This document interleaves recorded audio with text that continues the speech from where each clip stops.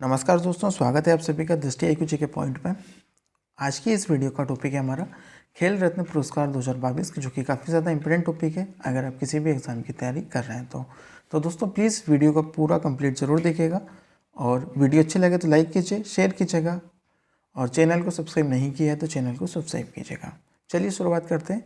खेल रत्न पुरस्कार 2022 national sports award 2022। तो दोस्तों केंद्रीय युवा मामले और खेल मंत्रालय ने 14 नवंबर 2022 को राष्ट्रीय खेल पुरस्कार 2022 की घोषणा की है। ठीक है, और ये घोषणा कौन करता है? केंद्रीय युवा मामले और खेल मंत्रालय जो कि इसका घोषणा करता है। ये पुरस्कार 30 नवंबर 2022 को राष्ट्रपति भवन में दिया जाएगा। ठीक है, और जो कि ये अनुराग सिंह ठाकुर जो कि केंद्रीय युवा मामले के मंत्री हैं, खेल मंत्रालय के मंत्री हैं, इन्होंने इसकी घोषणा की है, तो आपको ये याद रखना है।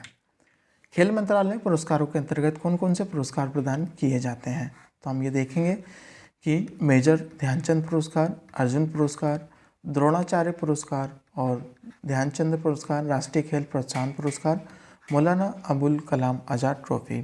तो ये 6 राष्ट्रीय खेल प्रदान किए जाते हैं। तो इनकी घोषणा हो चुकी है। तो आगे बढ़ते हैं, पूरी डिटेल में समझने का हम प्रयास करते हैं, तो प्लीज़ लास्ट तक बने रहिएगा। सबसे पहले हम कवर करेंगे मेजर ध्यानचंद खेल रत्न पुरस्कार। ठीक है, तो ये पहला होगा मेजर ध्यानचंद खेल रत्न पुरस्कार जो कि खेल पुरस्कारों में से सबसे सर्वोच्च खेल पुरस्कार है। 4 वर्षों की अवधि में खेलों उत्कृष्ट प्रदर्शन के लिए दिया जाता है। ठीक है, और इसे पहले राजीव गांधी खेल रत्न कहा जाता था। 2021 में मोदी जी के राज्य में इसका नाम बदलकर मेजर ध्यानचंद खेल रत्न कर दिया है। तो आपको ये भी याद रखना है कि इसका जो पुराना नाम था वो था राजीव गांधी खेल रत्न पुरस्कार और इसका नया नाम क्या है? मेजर ध्यानचंद खेल रत्न पुरस्कार। ठीक है, ये पुरस्कार की शुरुआत दोस्तों 1991-92 में शुरू किया गया था और इससे सम्मानित होने वाले प्रथम खिलाड़ी थे महान शतरंज खिलाड़ी विश्वनाथ आनंद थे। ठीक है, जो प्रथम खिलाड़ी थे इससे सम्मानित हुए थे वो कौन थे? शतरंज खिलाड़ी विश्वनाथ आनंद थे। आगे बढ़ते हैं। अभिनव बिंद्रा को 18 वर्ष की आयु में यह पुरस्कार दिया गया था, जिसकी ये पुरस्कार प्राप्त करने वाले सबसे कम उम्र के खिलाड़ी हैं। इस पुरस्कार के अंतर्गत दोस्तों 25 लाख रुपए की राशि दी जाती है। तो आपको ये भी याद रखना है कि मेजर ध्यानचंद खेल के अंतर्गत जो पुरस्कार दिया जाता है उसमें 25 लाख रुपए की राशि प्रदान की जाती है। मेजर ध्यानचंद खेल रत्न पुरस्कार 2022 किसे प्रदान किया गया है? तो ये अचंत सतरत कमल जो कि एक टेबल टेनिस खिलाड़ी है, इनको मेजर ध्यानचंद खेल रत्न पुरस्कार से सम्मानित किया गया है। इनका जन्म हुआ था 12 जुलाई 1982 में। ये चेन्नई के तमिलनाडु में से इनका संबंध है, तो आपको ये याद रखना है। उनको क्यों दिया गया है? इन्होंने गोल्ड 2022 बर्मिंघम में मेन सिंगल्स में गोल्ड जीता, मिक्स डबल्स में भी इन्होंने गोल्ड मेडल जीता और मेंस टीम में भी इन्होंने गोल्ड जीता और गोल्ड इन्होंने बर्मिंघम मेंस डबल्स में भी इन्होंने गोल्ड जीता। तो इनके उत्कृष्ट खेल प्रतियोगिता देखकर इनको गोल्ड मिला, इसलिए इनको इस मेजर ध्यानचंद खेल रत्न पुरस्कार से सम्मानित किया गया है। नेक्स्ट होगा दूसरा अर्जुन पुरस्कार। ठीक है, तो विभिन्न खेलों में अंतर्राष्ट्रीय स्तर पर पिछले 4 वर्षों से विशेष उपलब्धि प्राप्त करने वाले खिलाड़ियों को दिया जाता है। इसकी शुरुआत 1961 से की गई थी। ठीक है, पहली बार ये 1961 में इनकी शुरुआत की गई थी। इसके अंतर्गत 15 लाख रुपए की राशि दी जाती है और 2022 में दोस्तों 25 खिलाड़ियों को अर्जुन पुरस्कार से सम्मानित किया गया है। ठीक है, हम आगे प्रयास करते हैं कि किन किन खिलाड़ियों को ये पुरस्कार दिया गया है। मैं आपको नाम बताऊंगा और साथ में उनका किस उससे संबंध है वो भी बताऊंगा। तो सीमा पुलिया जो कि एथलेटिक्स से हैं, एल्थोस पॉल जो कि एथलेटिक्स से हैं, अविनाश मुकुंद सिंबल जो कि एथलेटिक्स से हैं। तो इन तीनों को जो कि इसके लिए अर्जुन पुरस्कार दिया गया है। लक्ष्य सेन बैडमिंटन से हैं जो कि कॉमनवेल्थ गेम्स 2022 में गोल्ड मेडल, विश्व चैंपियनशिप 2021 में ब्रॉन्ज मेडल जीता था।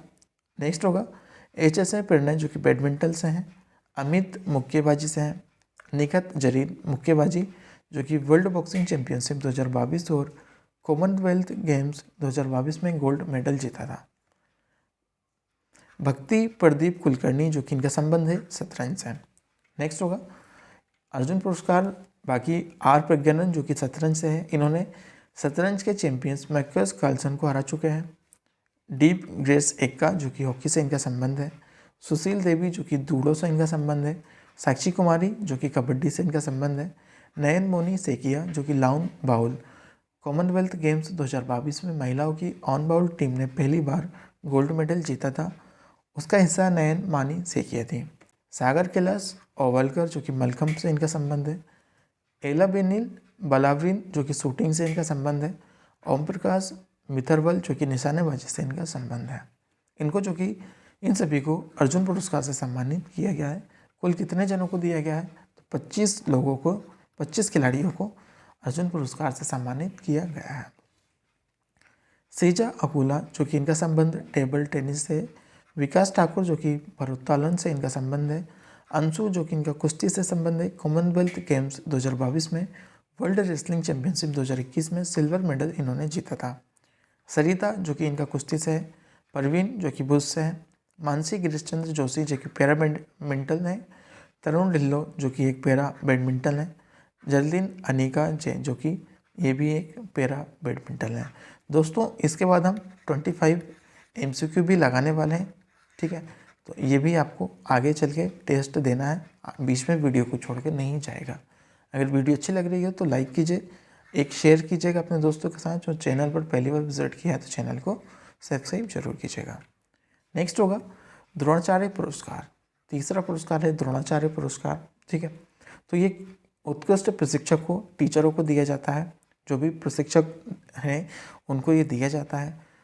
यह उन प्रशिक्षकों को दिया जाता है जिन्होंने पिछले 4 साल में अवधि में एथलेटिक को उत्कृष्ट हासिल करने में उनकी मदद की है। पहली बार 1985 में ये दिया गया था। पहला द्रोणाचार्य पुरस्कार विजेता कुश्ती कोच भालचंद्र भास्कर भागवत थे, ठीक है। और इसमें 15 लाख रुपए की राशि इनको प्रदान की जाती है। तो आपको ये भी याद रखना है, 15 लाख रुपए की राशि इसमें इनको प्रदान की जाती है।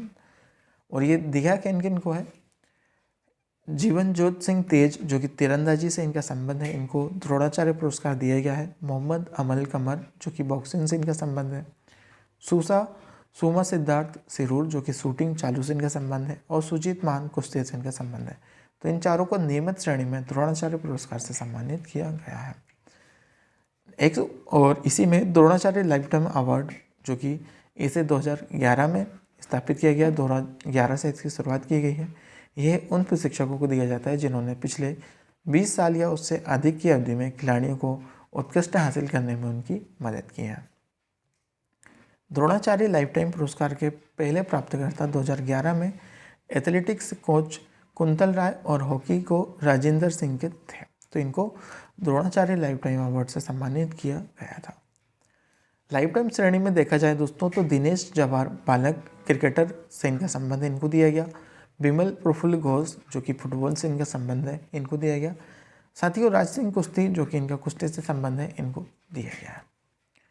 आगे बढ़ते हैं लाइफ टाइम अचीवमेंट के लिए ध्यानचंद पुरस्कार। तो ये आपको याद रखना है, ध्यानचंद पुरस्कार इसकी शुरुआत 2002 से की गई है।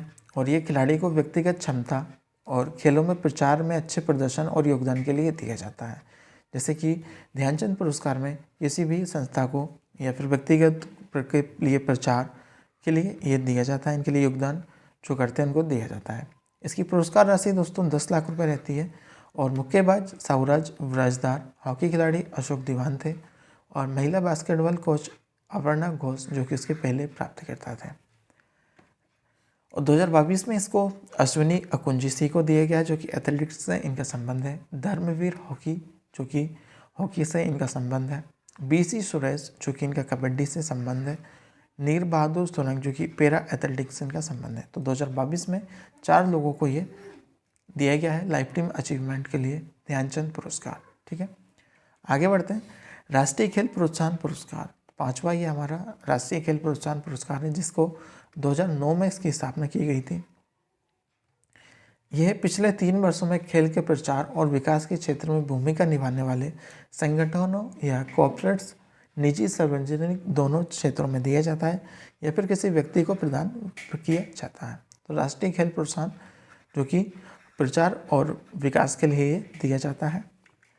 2022 में दोस्तों ये दिया गया है नवोदित युवा प्रतिभा की पहचान और प्रशिक्षण श्रेणी में Trans Stadium Enterprises Private Limited को दिया गया है। कॉर्पोरेट सामाजिक उत्तरदायित्व के माध्यम से खेलों को प्रोत्साहन श्रेणी कलिंग औद्योगिक प्रौद्योगिक संस्थान को ये दिया गया है। काफ़ी ज़्यादा इंपॉर्टेंट है। विकास के लिए खेल श्रेणी Ladakh ski and snowboard association को ये दिया गया है। साथ ही ये सारे क्वेश्चन काफ़ी ज़्यादा इंपॉर्टेंट है, तो पूरे ध्यान से आपको सुनना है और लास्ट में MCQ भी आपको देना है। छठा होगा हमारा मौलाना अबुल कलाम आज़ाद ट्रॉफी। तो ये भारत की सबसे पुराना राष्ट्रीय खेल पुरस्कार है, जिसकी स्थापना 1956 और 1957 में स्थापित किया गया था। पिछले एक साल में अंतर विश्वविद्यालय टूर्नामेंट में शीर्ष प्रदर्शन के लिए विश्वविद्यालय को यह पुरस्कार दिया जाता है। बॉम्बे विश्वविद्यालय मौलाना अबुल कलाम आज़ाद ट्रॉफी का पहला विजेता था और दोस्तों 2022 में इसी को ये ट्रॉफी दी गई है बॉम्बे विश्वविद्यालय को, ठीक है, जो कि अमृतसर में। अमृतसर पंजाब के गुरु नानक देव विश्वविद्यालय ने इस रिकॉर्ड को 23 बार जीता है, ठीक है, तो ये आपको ये याद रखना है। तो दोस्तों अब हम इसके इम्पोर्टेंट MCQ करने वाले हैं, तो आप भी नीचे कमेंट करके बताइएगा इन 20 क्वेश्चनों में से आपने कितना स्कोर किया है, ठीक है। तो अर्जुन पुरस्कार में कितनी राशि दी जाती है? अर्जुन पुरस्कार में कितनी राशि दी जाती है? सही जवाब होगा 15 लाख रुपए, ठीक है। 15 लाख रुपए की राशि जो कि अर्जुन पुरस्कार विजेता को दी जाती है। सबसे पहला मेजर ध्यानचंद खेल रत्न पुरस्कार किसे प्राप्त हुआ था? तो विश्वनाथ आनंद को, जो कि पहला मेजर ध्यानचंद खेल रत्न पुरस्कार इनको प्राप्त हुआ था। तो ऑप्शन नंबर सी हमारा सही जवाब होगा। 2022 में कितने खिलाड़ियों को अर्जुन पुरस्कार से सम्मानित किया गया है? तो दोस्तों 2022 में 25 खिलाड़ियों को ये अर्जुन पुरस्कार से सम्मानित किया गया है। तो option number B right answer होगा। अचत शरद कमल का संबंध किस खेल से है? तो इनका संबंध किस खेल से है? संबंध है इनका टेबल टेनिस से, ठीक है। तो ऑप्शन नंबर सी इसका सही जवाब होगा। टेबल टेनिस से इनका संबंध है। वर्तमान में भारत के खेल मंत्री कौन है? तो ये है अनुराग ठाकुर, जो कि इन्होंने इस खेल रत्न पुरस्कार की घोषणा की है, ठीक है, और इन्हीं ने इनको प्रदान किया है, ठीक है। आगे बढ़ते हैं। निखत जरीन किस खेल से संबंधित है? तो ये है मुक्केबाजी से संबंधित है।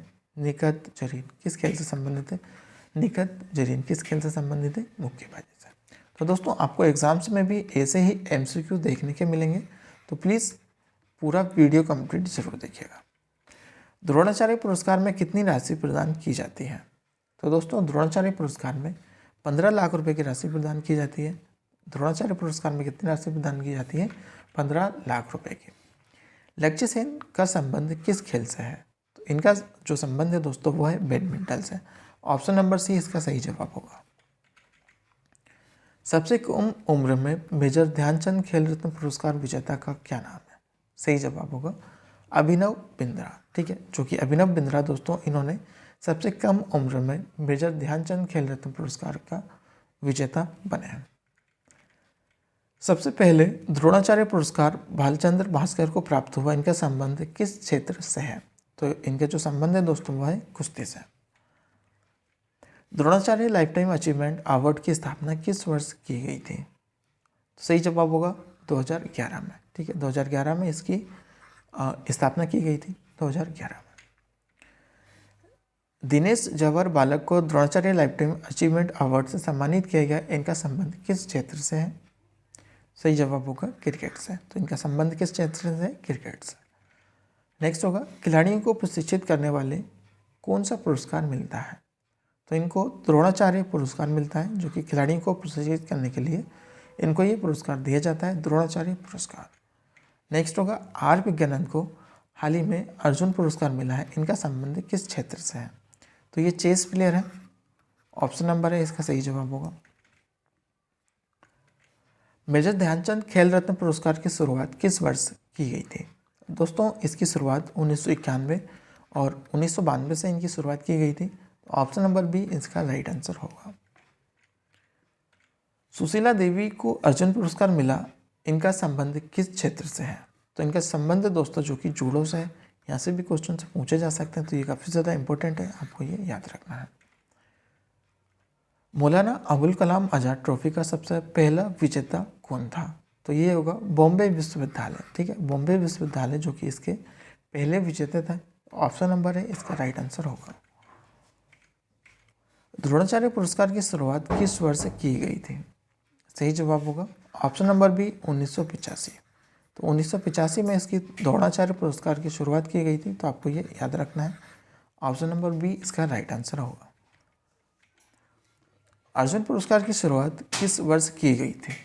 तो दोस्तों ये आपका कमेंट, आपको इस क्वेश्चन का कमेंट करके आंसर बताना है कि अर्जुन पुरस्कार की शुरुआत कब की गई थी, 1956, 1961 या फिर 1982।